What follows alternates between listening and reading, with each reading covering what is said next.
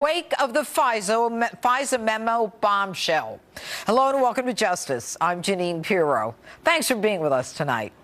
The president late this evening quoting the Wall Street Journal on Twitter in response to the FISA memo release, saying the memo lays out how the FBI failed to inform the FISA court that the Clinton campaign funded the dossier. The FBI became a tool of anti-Trump political actors, unacceptable in a democracy. The president goes on to say the FBI wasn't straight with Congress and hid most of these facts from investigators. We have quite a show on deck for you tonight. Ann Coulter, David Bossie, Governor Mike Huckabee, and Congressman Ron DeSantis all standing by live. Plus, I'll be talking to a spokesperson for the President of the United States in just a moment. I have one very important question for him. But first, my opening statement. He was right from the beginning. They were spying on him. They were wiretapping. They were listening in on Trump Tower. They were so desperate that he not be elected that they misled the most secret court of the United States in order to spy on an opposing political campaign in order to undermine a presidential election.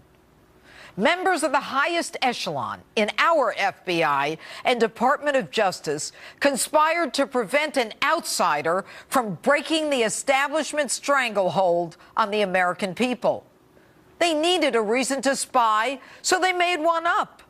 They used a dossier of lies paid for by a major political party, the Democrat National Committee, and a presidential candidate, Hillary Rodham Clinton, to dupe that court. They swore to facts they knew were lies to get what they wanted in order to surveil a candidate they could not imagine being president. A cabal of arrogant, condescending employees of our government whose salaries we pay thought that we didn't count. They so wanted Hillary to become president that they violated all the rules and engaged in a charade so we would think there was a real investigation on the emails. They met on the tarmac. They gave people who didn't qualify immunity from prosecution without getting the required incriminating evidence. The FBI then changed lanes with the DOJ and publicly announced a decision in violation of all ethics rules. And they changed legal definitions to satisfy their political goal. They thought she'd be elected and no one would ever know. But she wasn't. So they plotted an insurance policy to bring him down anyway. You know, I've often talked about the Clintons coming on the scene from Arkansas in their bell-bottoms as pigs at the trough. But they really outdid themselves this time, using a foundation in name only to spread the wealth while infecting our departments of justice and the FBI. All the while, their comrades weaponized our tools of intelligence. This is what they do in third world countries, not in America. It's time for holier-than-thou Jim Comey and his band of conspirators from McCabe and Strzok on down to have Lady Justice take off her blindfold and see them for what they are. The arrogance of those seeking a change in a presidential election is unheard of in the United States. And let me be clear. This is not an attack on the FBI or the Department of Justice, because these agencies are bigger than a couple of tainted inhabitants. This is not about one party versus another. It's not even about spying on an American citizen. It's about something even more.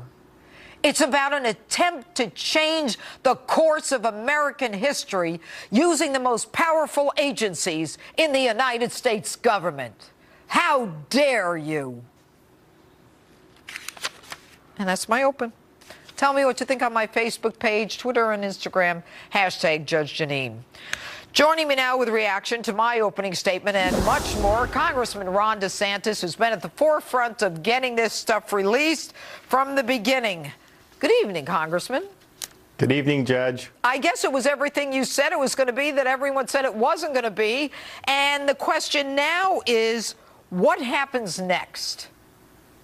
I think there's going to be a number of things. Chairman Nunes has said publicly this is going to be a phase 2 where you're going to have another memo go through the same process, dealing with other agencies, including the State Department and their role in this. And I think that could potentially be explosive. I also think that the memo has raised problems for some of the individuals that you mentioned, including former FBI Director Jim Comey. I mean, he was not candid with the Intelligence Committee in terms of telling them the genesis of the dossier. So I think they're going to bring him in, put him under oath. But I think he's exposed himself for potentially making false statements. Of course, he leaked FBI documents after he got fired. Some of those documents may have had classified information, so he may have exposure there as well. And then one of the things I think really needs to be drilled down on, Judge, a lot of people are focusing on the FISA. Obviously, that's significant. The role of Bruce Orr, who was one of the top Justice Department officials, and his wife is working for Fusion GPS.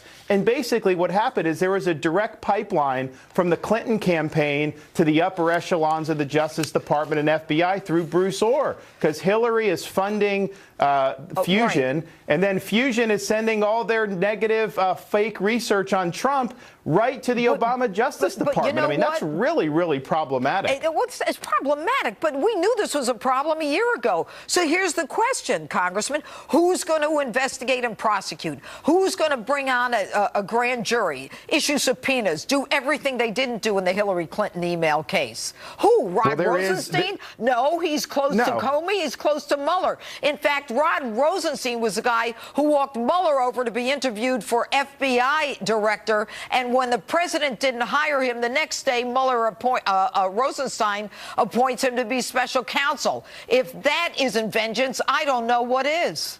Well, and Rosenstein signed one of the FISA extensions, so he would be conflicted out of doing it. There's going to be a strong push in the Congress, the strongest we've had yet, for a special counsel to look into the FISA abuse and related matters. I think it's got to be someone who's not a part of the swamp, someone from outside Washington. Who's going to do it? Well, you're going to have to get Jeff Sessions to make the appointment. And, do you think that's going to happen? You and I figured this out 6 months ago. He's in the middle of it, and he can't figure out that his job as a chief prosecutor in the United States is to start looking into this and stop with this namby-pamby stuff? Well, here's the difference, though, Judge. 6 months ago, you didn't have Bruce Orr demoted. You didn't have Rybicki on his way out. You didn't have McCabe forced to resign. You didn't have James Baker reassigned. You didn't have any of that. So digging in has led to all this. People are dropping like flies at the Justice Department and FBI. Sessions has to notice that. Yeah. But you and I both know that that's like changing a parking space. They need to be made criminally responsible. Anyway, Congressman DeSantis, I want to thank you. You started all this, and I give you a lot of credit. I really do. Thanks, Judge. Good to talk to you. All right. We just heard from the president on Twitter about an hour ago, and now we're joined live by one of his top spokespersons, White House Press Secretary Hogan Gidley. All right. Good evening, Hogan. I have one question to ask you. The president tweeted today that he was totally vindicated as a result of this FISA memo. Does this mean that he's calling on Robert Mueller to end the investigation? I wouldn't say he's calling on Robert Mueller to end the investigation, but what I can say is the president has been clear that this memo has raised some serious concerns about the integrity of the decisions made at the highest levels of the FBI and the DOJ when they can take the most intrusive surveillance mechanisms and methods and use them on American citizens based on nothing but a campaign document funded and paid for by Hillary Clinton. That should be alarming to all Americans. It's not just alarming; it's critical because it is it is misleading the court. These people swear. I know. I used to sign warrants all the time. I mean, not a warrant at this level of FISA court, but you get that affiant to come before you, and he has to swear that what he's telling you is the truth. He has to satisfy several prongs. None of that was done here. Right, and it was a document that obviously was omitted in the FISA warrant process. They did not tell this to the judge. Forget the fact that it was from the Clintons in the first place. I mean, obviously this thing was full of inaccuracies, but they didn't even tell the judge that's where they got the information from. That is a clear violation, and obviously this memo goes to expose that process, and I think all Americans are deeply concerned at this moment. Well, you know, with the FISA application and what we found out, look, everybody's talking about this. I want to know, who is the lawyer who accompanied the FBI agent to go before the FISA court, okay? Whether it's Baker, Comey, McCabe, Rosenstein, all those guys, whoever that judge was, he needs to do what he or she needs to do whatever they have to do to get them on the red carpet, because they made a misrepresentation to the court, the highest, most secret court in the United States besides the Supreme Court. That judge is the person I'm waiting to hear from, because they either took him or they lied to him. Either way, it's bad. You just mentioned it could quite possibly be the tip of the iceberg, and I don't disagree with that. But it's obvious now that the Congress is the investigative body here. This originated from Congress, this memo, and they've got their work cut out for them, because obviously they're facing obstruction at every turn as they try to move through this process. But they're the ones that have this, they originated this memo. They're the ones that are going to have to get to the bottom of this. But it's very clear this is opening up quite a big can of worms, if you will, in this town. All right, what about Rod Rosenstein? You know, I saw the president's reaction when he was asked about him. Rod Rosenstein is still there. Does he have the confidence of the president? Look, I serve at the pleasure of the president, as does Rod Rosenstein. If the president is displeased with you, believe me, you'll know it, and you won't be working there. But I will say this: there are no conversations or considerations for firing Rod Rosenstein at the White House. Oh, boy. Hogan Gidley, thanks so much for being with us this evening. Thanks so much, Judge. All right. And here with more insight into the memo and what's up, former Trump campaign manager David Bossie. All right, David, are you as fired up as I am? Oh, I am, Judge. This is exactly what the president was talking about. Yeah. It was a rigged election back then, and that's what the president knew then, and that's what we have found out to be a fact today. You know, David, what's amazing is when the president first came out and he said, you know, that they were wiretapping at Trump Tower and all that other stuff, everybody mocked him. They ridiculed him. They made fun of him. Obama comes out and he's so condescending and so insulted. It's true. Yeah, it was 100% true. It's an outrage that what the American people are just finding out and what they're learning is that the FBI used a dirty dossier that has now been completely discredited to go to the FISA court, to get a FISA judge to issue this wiretap. It is an outrage. It should bother all Americans. And I'll be honest with you, I can't understand why the New York Times, Washington Post, and others are so troubled with us wanting to press the federal government for the answers of why they were doing this. It is so dirty. It is so corrupt. And Judge, you know this. You understand this better than most, because the men and women of the FBI, America's premier law enforcement agency, doesn't deserve this. They are made up, that organization's made up of tremendous people who do a great job making America and Americans safe. You don't even have to say that, David. You know, everybody's saying the FBI is great, the DOJ. We all know that.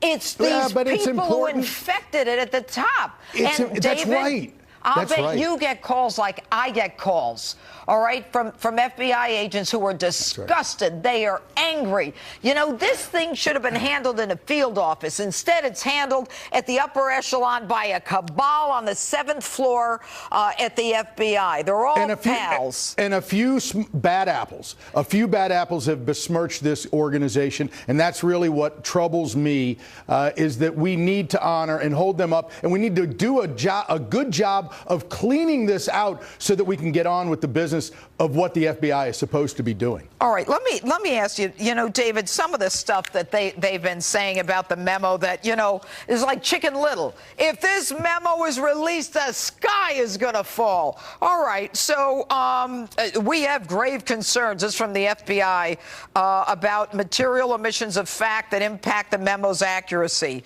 And Nancy Pelosi says Donald Trump has surrendered his constitutional responsibility as commander-in-chief by releasing the unredacted memo. It undermines our national security and basically is a bouquet to his friend Putin.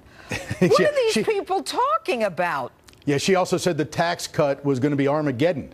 They hate this president more than they love America. That is the fundamental problem with the Democrat Party today. They see hatred through their eyes. That's all they see. I've never seen anything like it, David. It is remarkable to me, and they do this every day. They say the sky is falling, and it doesn't. And the American people are catching on to it, and they're going to continue because they can't help themselves. Just look at what the president did at the State of the Union. He made them look like the buffoons that they are. Yes, absolutely. David Bossie, so good to have you on tonight.